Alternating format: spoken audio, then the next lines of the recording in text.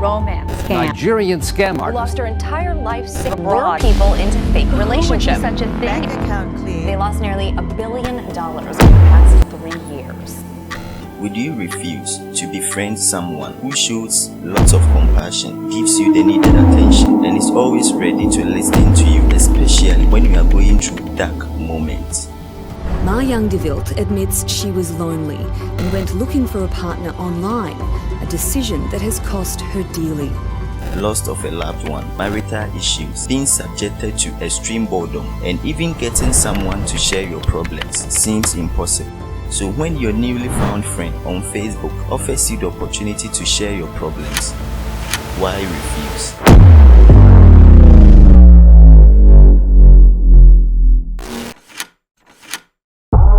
Online scammers always approach their victims in angelic manner, using persuasive words, and would never reveal their true intention until they have successfully lured their victims deep into the rabbit hole. According to the FBI's 2017 Internet Crime Report, the Internet Crime Complaint Center received about 300,000 complaints, with victims losing over $1.4 billion, which covers all forms of online scams. But why do scammers and fraudsters succeed to such an extent despite increased cyber security measures and awareness? It is reported some victims lost as huge as $2 million to scammers, and such victims become subjected to inevitable psychological trauma and suicidal thoughts. But how logical does it sound for a middle-aged woman in Washington, D.C. to send $500,000 to someone whom she has never met before, all in the name of online dating? But one should not be quick to misjudge and condemn the victim for being negligent and ignorant. But the smartness and the level of intelligence displayed in these schemes by the con artists cannot be underrated, and it renders everyone vulnerable to the scheme. In the world of romance scams, everyone is a potential victim.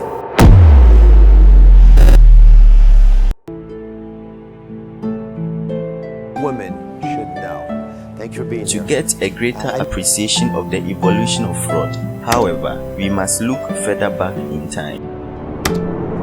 Internet fraud gained massive public attention in 1994 with the commercialization of the internet and the start of e-commerce. Although there is a lot of evidence to suggest cyber fraud started several years before. The first trend to be seen is the use of famous names to commit fraud. Olivia Newton-John is one of Australia's most loved entertainers, but Olivia's trusted name has been used without her knowledge in an international con, fleecing Aussies of thousands of dollars. Using this method, the person committing the fraud will use stolen credit cards with a popular celebrity name on them. By 1998, the internet was filled with e-commerce sites.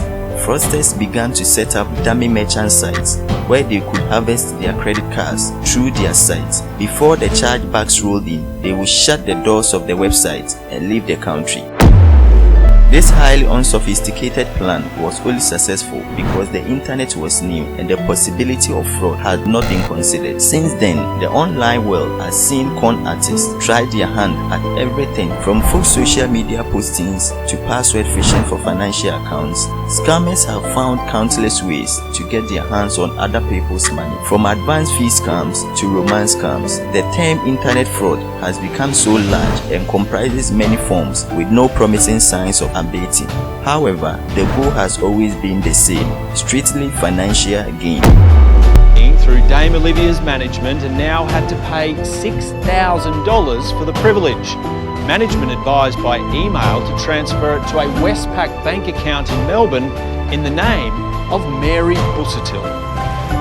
While a key business tool, these social media sites offer a veritable gold mine of personal information that criminals can and use to personalize emails to specific recipients. And one online scam that stands tall among all these is romance scam.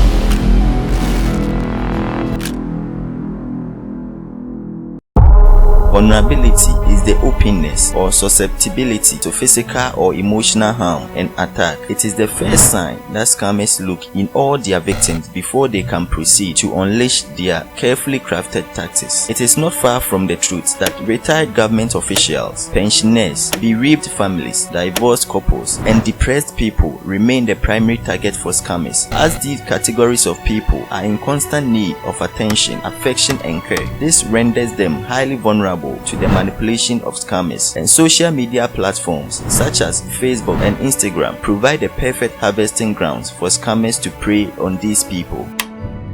Scammers contact their targeted people on social media sites like Facebook and Instagram, as well as in unexpected locations by sending their friend requests and direct messages into their inbox. These fraudsters then try to pull their victims off dating and social media sites and into chat applications like WhatsApp or Google Hangouts. The scammers nearly always claim that their goal is to find true love and form a relationship with their victims, often convincing them that it was destiny that they met. Of course, nothing can be further from the truth. The fraudster has most likely not contacted the victim for the first time. They cast a broad net to discover the most vulnerable persons who are eager to believe their claims. These con artists frequently target people in their 40s or 50s who are alone or bereaved and may be vulnerable. They then take advantage of the person's anxieties in the hopes of making a real relationship.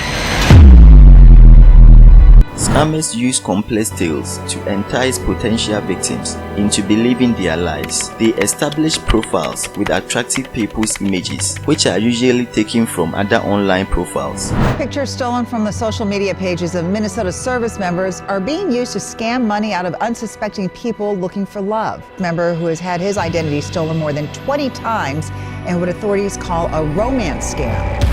They may frequently pretend to be from the same region as their victim, but will justify themselves by claiming to be away for employment, education, religious duties such as a missionary work, military duty, or any number of other reasons. The fraudsters are masterful storytellers, and they have a carefully documented playbook which they follow at every stage of the conversation. There are dozens, if not hundreds, of examples of well-planned introductions, enquiries, and replies designed to gradually persuade the victim to fall for their con. The goal of the screenplays is to create the sensation of a secret relationship. As the fraudster displays charm and humor, sympathy and generosity, the victim begins to fall for them. They say all the right things and appear to be in control of their lives, frequently bragging about their education or financial comfort to make it appear as if they don't need anything from their victim at all. The extortion usually starts with initial harmless demands. It usually begins with something little to test the waters, but gradually escalates to significant quantities of money. Scammers will say that they require a loan to pay for airfare to return home, or to get a phone or computer so that they can stay in contact, to pay for a large medical cost, or to cover any other reason that appeals to the victim's sympathies. These scams can go for weeks, months, or even years, which each time a person gives the fraudster anything they ask for, the scammer is more likely to ask for something else. When someone ultimately says no, the tone of the conversation is likely to shift. Scammers will become harsh and manipulative to persuade the victim to stay in the relationship. Contact may eventually end, but fraudsters are likely to pull out all the stops to acquire as much money as they can while still linked to their victims. They will continue to siphon the victim gradually, with each time the magnitude of the demand increases. And when the scammer realizes that he has accumulated enough, or the victim comes to his senses or becomes suspicious, then the scammer pulls the kill switch. They break contact with the victim and erase all their traces.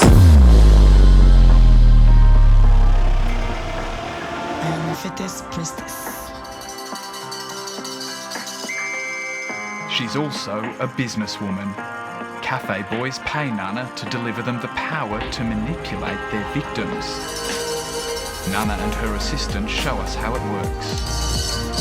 I have come across several interviews and reports where former and renowned scammers have claimed to have used spells, magic, and other forms of spiritual influence on their victims. Although I am reserved when issues of spiritual and superstitions erupt. To properly understand how deep such claims are, imagine this: how logical does it sound and appear for a 50-year-old man or woman to send more than $500,000 to their mystery online boyfriend or girlfriends whom they have never met personally before, whom there is no guarantee that they even exist? Although there are rare instances where people go to such extent of wiring money to people, but for a full-time scammer to always succeed in scamming most of their victims, then the possibility of spiritual involvement should not be debunked hastily.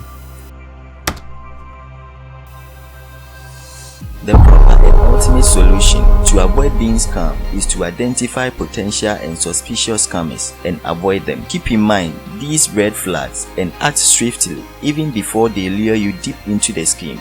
Be highly suspicious when the scammer expresses sudden and strong feelings to you and the relationship keeps moving very fast. There is a request for money to settle urgent matters like medical expenses or plane tickets. The person claims to live far away, overseas, or on a military assignment. They break promises to see you in person, they refuse to talk with you on phone or on video call, and they are inconsistent in their story. Keep an eye out for these warning signs, and when you suspect anyone to be a scammer, quickly cease communication with a scammer. Try a reverse image search on any images that they send you to determine if it was stolen from somewhere online. Never agree to send or receive money from people online that you don't know. Even if you are not giving your savings to them, you may be an unwilling participant in a money laundering operation. Go slow and ask a lot of questions, especially when the person sounds too good to be true. Beware of the person who attempts to isolate you from friends and family or request inappropriate photos or financial information that could be used to extort you. Be cautious if you haven't seen the person or communicated through a video call after a few months. And finally, take note of any identifiable information you may have on them, such as their email address, and report them to the police. There is no guarantee that you get any money back, and you certainly won't get your time back, but you can potentially help to stop any future scams from occurring by providing information that can help shut down these operations.